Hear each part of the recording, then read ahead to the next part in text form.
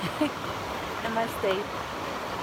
My name is Uma Dinsmore-Tuli, and I love and practice total Yoga Nidra, which is a form of Yoga Nidra practice that really welcomes all the different methods and approaches that there are to this wonderful practice.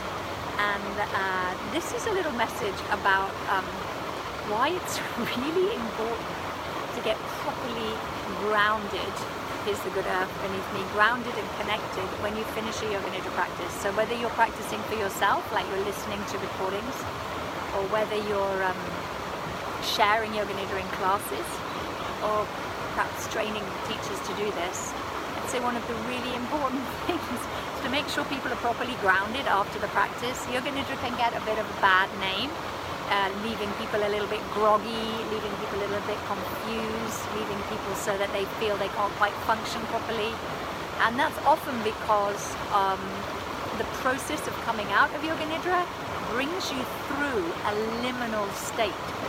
A liminal state is at the limits, at the edges of one thing or the other. So in this case here along by the river, like just at the river banks, there's a place where the earth is really muddy and wet. It's a place where it's water and earth. It's like a liminal space at the edges, and that's kind of the place people are often in when they come back from a Yoga Nidra practice.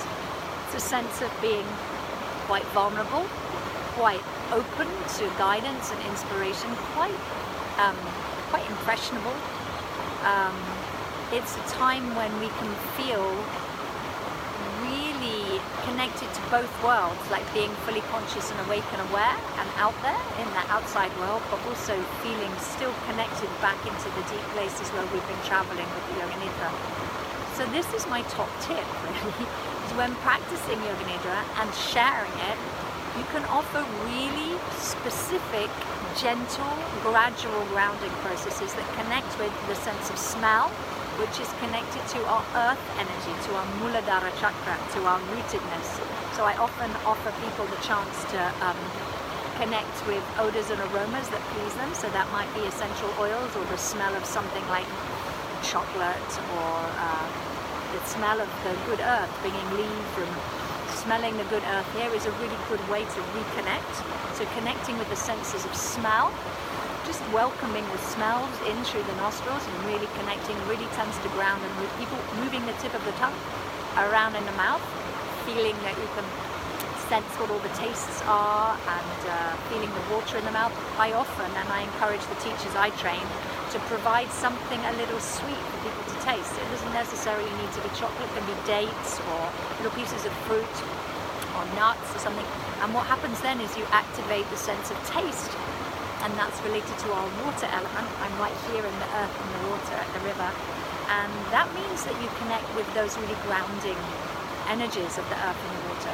You can also rub, feel a little bit of heat, open and close the eyes, have your hands over your eyes. All of these things are about reconnection, and it's important to do them right.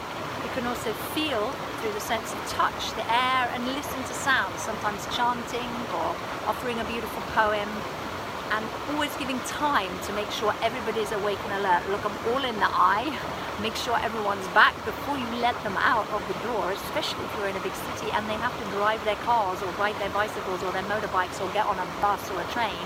People really need to be fully present. I have a wealth of extraordinary stories, mostly, some of them are funny, but some are quite unfortunate, of where people go and what happens when they're not properly grounded after a Yoga Nidra practice. So I take it as a very serious responsibility, make sure everybody's grounded before they step outside the door.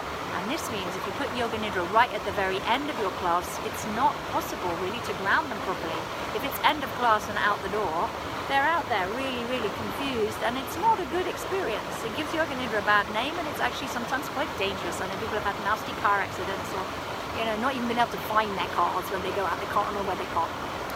So yes, that's my top tip. Get everybody properly grounded, and if you're doing it on your own practice, those things also work. Smell, taste, a little bit of heat over the eyes, opening and closing, feeling the touch of your own self-massage, working with odors, aromas and tastes, and then gradually reconnecting through sound.